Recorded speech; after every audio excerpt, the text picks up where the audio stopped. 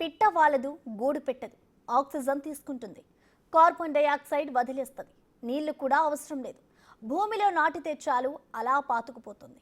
మన ప్రాణాలకే ఎసురు తెస్తుంది. ఇదంతా ఓ చెట్టు చేస్తుందంటే నమ్ముతారా? చెట్లంటే ఆక్సిజన్ బ్యాంకుల్లాగే మనకు తెలుసు, కానీ ఇది అలా కాదు. దీనివల్ల మేలు జరగకపోగా విపరీతమైన నష్టం వాటిల్లుతోంది. అది కోనోకార్పస్. ఇది పక్కనుంటే మనకే హెల్త్ లాస్.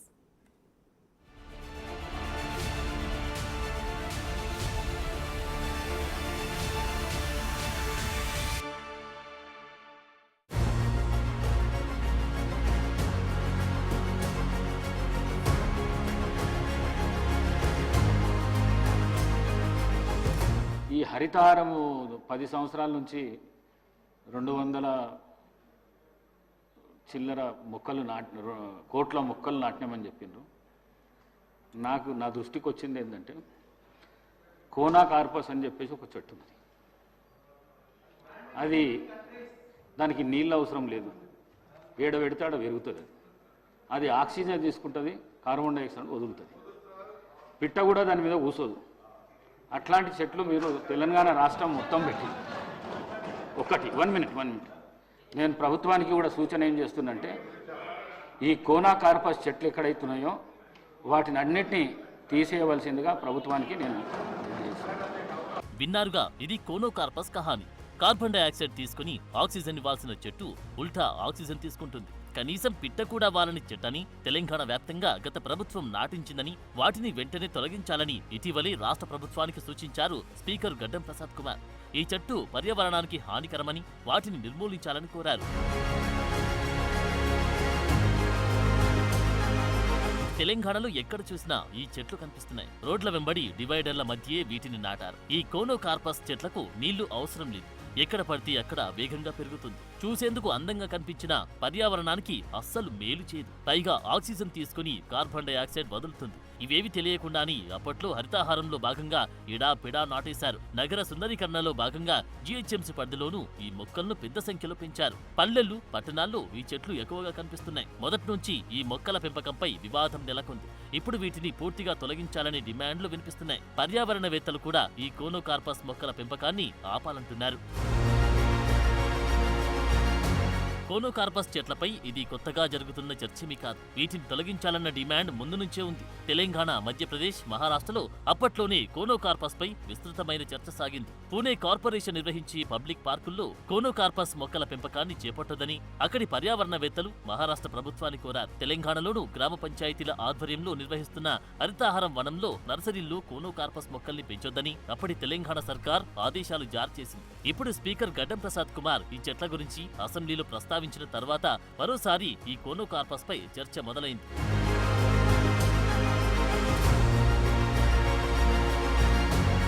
ప్రస్తుతం తెలంగాణలో ఈ కోనోకార్పస్ చెట్లు 4-5 మీటర్ల దాకా పెరిగిపోయాయి. అది మన వాతావరణ సమతుల్యతను దెబ్బతీస్తుందని వృక్షశాస్త్ర నిపుణులు చెబుతున్నారు. పశువులకు, పక్షులకు, మనుషులకు ఏ విధంగా ఉపయోగపడని ఈ చెట్లు జీవ వైవిధ్యానికి ముప్పుగా తయారయ్యాయి. అందువల్లే వీటిని తొలగించాలని కోరుతున్నారు. కోనోకార్పస్ ఎరెక్టస్గా పిలువబడే ఈ చెట్టు కామ్రటేసి బొటానికల్ కుటుంబానికి చెందినటువంటిది. ఈ మధ్యకాలంలో తెలుగు రాష్ట్రాల్లో ఎక్కువ సంచలనంగా మారింది. గత కొన్ని సంవత్సరాలుగా తెలుగు రాష్ట్రాలలో హరితహారం పేరిట, వన మహోత్సవాల పేరిట కొన్ని వందల కిలోమీటర్లు రహదారుల వెంట మరియు రహదారుల మధ్యలో ఈ కోనోకార్పస్ ఎరెక్టస్ నాటడం జరిగింది. స్థానిక మొక్క కాదు కాబట్టి స్థానికంగా ఉండేటువంటి జీవ వైవిధ్యం చాలా దెబ్బతింటుంది. అంతేకాకుండా స్థానికంగా ఉండేటువంటి పక్షులు ఈ మొక్కల మీద, ఈ చెట్ల మీద గూడు కట్టుకోవడానికి ఇష్టపడవు. అది ఒక మెయిన్ కారణం. అందుకోసమే పిట్ట వాలదు అనే ఒక సామెత కూడా వచ్చింది దీని మీద, కోనోకార్పస్ ఎరెక్టస్ అనే చెట్ల మీద. కొన్ని కిలోమీటర్ల మేర రహదారుల వెంట కానీ లేకపోతే మధ్యలో నాటినప్పుడు జీవ వైవిధ్యం దెబ్బతింటుంది. పక్కన ఉన్నటువంటి నీటి పైపులు కానీ, డ్రైనేజ్ పైపులు కానీ దెబ్బతినే అవకాశం ఉంది. ఈ మధ్య కాలంలో ఎక్కువగా మనకు వార్తల్లో వస్తున్నటువంటి కోనోకార్పస్ ఎరెక్టస్ గురించి మనం తెలుసుకోవాల్సిన ఆవశ్యకత ఎంతైనా ఉంది. ఇది సాధారణంగా అరబ్ కంట్రీస్లో ఎడారి ఆవరణంలో ఈజీగా సులభంగా పెరగలిగినటువంటి మొక్కలు. దీన్ని అందం కోసం ఆహ్లాద కోసమని పురపాలక సంఘాల వాళ్ళు అదేవిధంగా మున్సిపాలిటీల వాళ్ళు రహదారులకు ఇరువైపులా డివైడర్లకి మధ్యలో పెంచడానికి ఈ మధ్యకాలంలో ఎక్కువగా ప్రోత్సహిస్తున్నారు. కానీ దీనివల్ల ఏమవుతుందంటే అక్కడ ఉండేటువంటి స్థానిక మొక్కలు అంతరించిపోయే ప్రమాదం ఉంది. అంతేకాకుండా దాని యొక్క వేళ్ళు లోతైనగా భూమి యొక్క లోపలి పొరలోకి వెళ్ళిపోయి అక్కడ ఉండేటువంటి నీటి వనరులను ఇదే పూర్తిగా పీల్చుకొని మొక్కలను అక్కడి నుంచి అంతరించిపోయేటట్టు చేస్తాయి. అంతేకాకుండా భూమి లోపలి పొరల్లో మనం లోపలికి వెళ్ళి వేసినటువంటి పైప్ లైన్లను డ్రైనేజీ పైపులను కూడా పగలగొట్టేటువంటి పరిస్థితులను కూడా మనం గమనిస్తున్నాం. కాబట్టి కోనోకార్పస్ ఎరెక్టస్ వల్ల ఇవే పరిణామాలే కాకుండా ప్రకృతి పర్యావరణపరమైనటువంటి సమస్యలు కూడా మనం గమనించవచ్చు. అవి పెరిగేటువంటి పర్యావరణంలో అక్కడ ఉండేటువంటి మానవాళికి జీవ సంపదకి ముఖ్యంగా అస్తమా, రొమ్ము పడిశము, అదేవిధంగా ఊపిరితిత్తుల సంబంధిత శ్వాసకోశ సంబంధితమైనటువంటి వ్యాధులు రావడాన్ని మనం గమనిస్తున్నాం.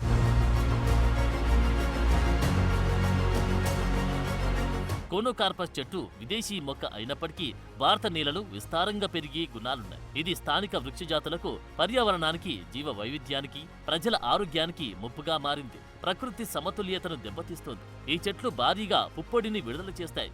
ఇది మనుషుల్లో శ్వాసకోశ సంబంధిత వ్యాధులు, అలర్జీలు, ఆస్తమా లాంటి ఆరోగ్య సమస్యల్ని కలిగిస్తాయని వైద్య నిపుణులు చెబుతున్నారు. ఈ మధ్య తరచుగా వినే పేరేంటిది అనంటే కోనోకార్పస్ మొక్కలు.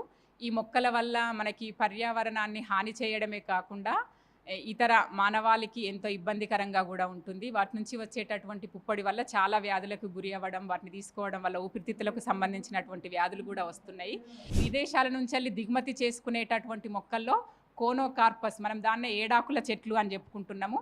అవి చూడ్డానికి చాలా గ్రీన్గా మంచి అందంగా కనబడతాయి. కానీ అవి పొద్దున పూట మనకి ఇచ్చేటటువంటి ఆ స్మెల్ కూడా ఫస్ట్లో బాగానే అనిపిస్తుంది. తర్వాత వాటి నుంచి వచ్చేటటువంటి పుప్పడి చాలా వరకు కూడా ఈ న్యూమోనియా వ్యాధులు, ఊపిరితిత్తులు అటువంటి వ్యాధులకు సంబంధించినవన్నీ కూడా వాటి వల్లనే వస్తున్నాయి. కాబట్టి ఆ మొక్కలను సాధ్యమైనంత వరకు మనము దాదాపు వాటిని విస్మరించాలి. అంటే వాటిని మనం పెంచడము అనేటటువంటిది ఆపాలి. ఇది అందరి బాధ్యతగా కూడా మనం తీసుకుందాము.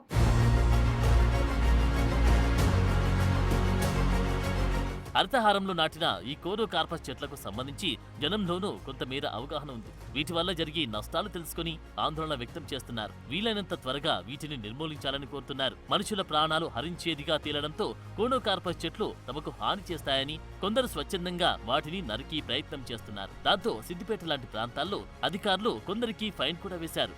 మరి హరితారం పేరు మీద వాళ్ళు పెట్టిన చెట్లు ఇవాళ ఒక పిట్ట వాలదు.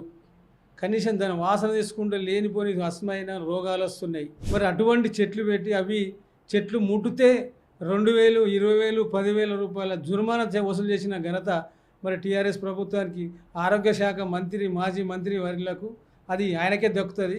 మరి ఆయన చెప్పే నీతులు ఏమంటున్నారంటే కాంగ్రెస్ వాళ్ళు అబద్ధాలు ఆడుతున్నారు అని చేస్తున్నారంటే మీరు చేసిన ఘనతలోకి ఓ రోడ్డు మీద నేను చేసిన అభివృద్ధి ఏంది? మనుషులకు రోగాలు పెంచడానికా? మరి మీరు దేనికోసం పెంచిరో నాకు అర్థమవుతలేదు. మరి మొన్న అసెంబ్లీలో కూడా తీసేయమని చెప్తున్నారు. మరి మున్సిపల్ కమిషనర్ గారికి కూడా మరి చెప్పినాము. మరి గతంలో కూడా ఇలా అందరూ చెప్తున్నా కూడా ఆయన కూడా మరి మనసు దాన్ని వెంటనే తొలగిస్తారా? మరి ఎవరింటి కూడా వాళ్ళని తొలగించుకోమంటారా? మరి ఏంది దాని విధేయం వెంటనే చెప్పాలి మున్సిపల్ కమిషనర్ గారు కూడా.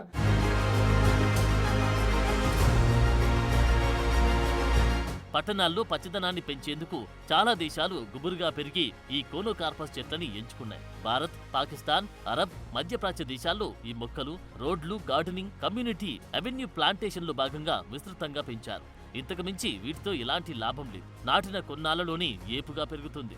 చూసేందుకు కోన్ ఆకారంలో పచ్చగా, అందంగా, ఆకర్షణీయంగా కనిపిస్తుంది. దీని ఆకులు పశువులు తినవు, పక్షులు వాలవు, గూళ్లు పెట్టవు.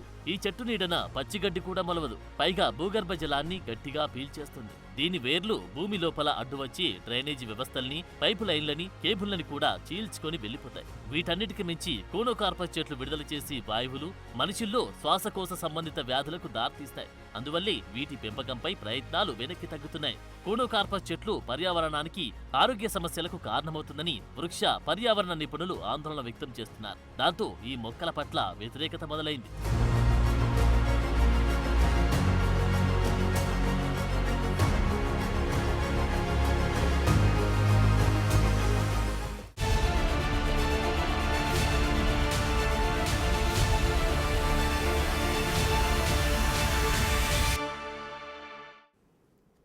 హరితహారంలో భాగంగా తెలంగాణలోని అన్ని జిల్లాల్లో కొన్ని లక్షల కోనోకార్పస్ మొక్కల్ని నాటారు. వీటి పెంపకం కోసం కోట్లు ఖర్చు చేశారు.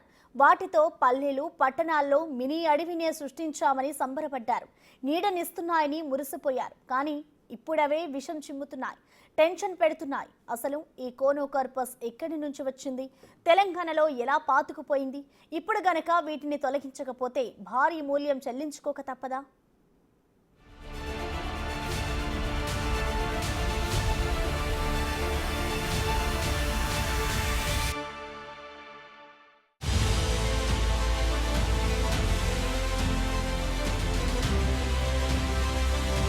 కోనోకార్పస్ అమెరికా ఖండాల్లోని తీర ప్రాంతానికి చెందిన మొక్క.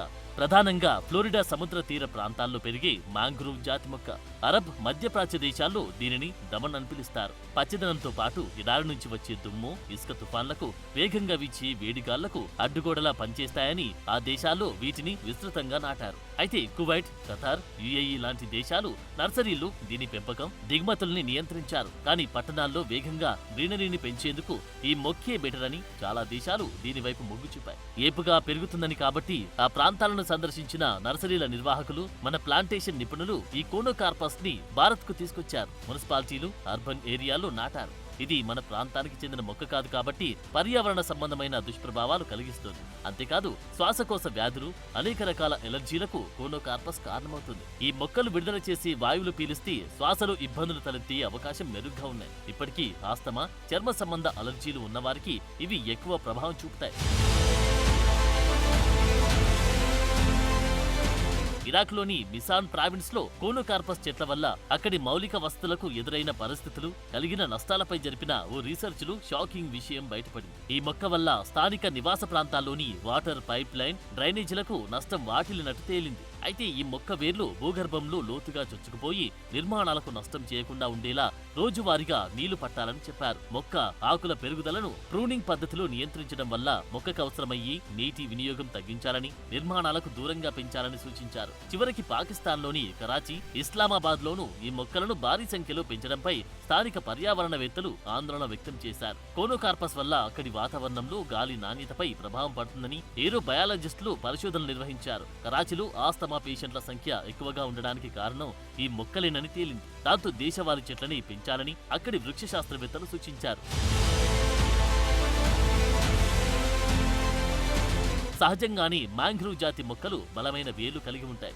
అవి భూగర్భంలో చొచ్చుకుపోయి అండర్ గ్రౌండ్ గుండా వేసిన కమ్యూనికేషన్, తాగునీరు, డ్రైనేజీ పైప్ లైన్లను నష్టం చేస్తాయి. వీటి వేర్లతో గోడలు, ఇతర నిర్మాణాలు సైతం దెబ్బతింటాయి. వీటి పండ్లు, పూలు కూడా ఎందుకు పనికిరావు. అందం, ఆకర్షణ తప్ప ఇంకే ఉపయోగముండదు. కోనోకార్పస్ చెట్లు స్థానిక పర్యావరణ వ్యవస్థలకు అనుగుణంగా లేని ప్రాంతాల్లో పెంచినప్పుడు అవి స్థానిక మొక్కల జాతులను అంచివేసి జీవ వైవిధ్యాన్ని దెబ్బతీస్తుంది. ఈ చెట్ల పుప్పొడి కూడా అలర్జీలకు కారణమవుతుందని కొన్ని రీసెర్చ్ల్లో తేలింది. శ్వాసకోశ సమస్యలు ఉన్నవారికి ఇవి మరింత ఇబ్బంది కలిగిస్తాయి. వీటికి ఉండే దట్టమైన ఆకులు గాలి ప్రసరణని అడ్డుకోవడం వల్ల ఆరోగ్య సమస్యలు తలెత్తే ఛాన్స్ ఉంది. ఈ చెట్లు నీటిని ఎక్కువగా ఉపయోగించడం వల్ల వీటి సమీపంలోని మిగతా చెట్లకు సరిపోను నీరు అందదు. మొత్తంగా ఈ చెట్లు పర్యావరణం, మనుషుల ఆరోగ్యం, మౌలిక సదుపాయాలపై తీవ్ర ప్రభావం చూపుతున్నాయి. అనేక అనర్థాలను కలిగిస్తున్నాయి. భారత్లోనూ భారీ ఎత్తున మొక్కలు నాటి హరితాహారం లాంటి కార్యక్రమంలో దేశవాళీ మొక్కల్ని నాటాలంటున్నారు. భూగర్భ జలాలను ఎక్కువగా తీసుకునే ఈ కోనోకార్పస్ చెట్లకు బదులు స్వదేశీ మొక్కలైన చింత, వేప, మర్రి, పొగడ, ఆకాశమల్లె లాంటి చెట్లను నాటాలని వృక్షశాస్త్ర నిపుణులు చెబుతున్నారు.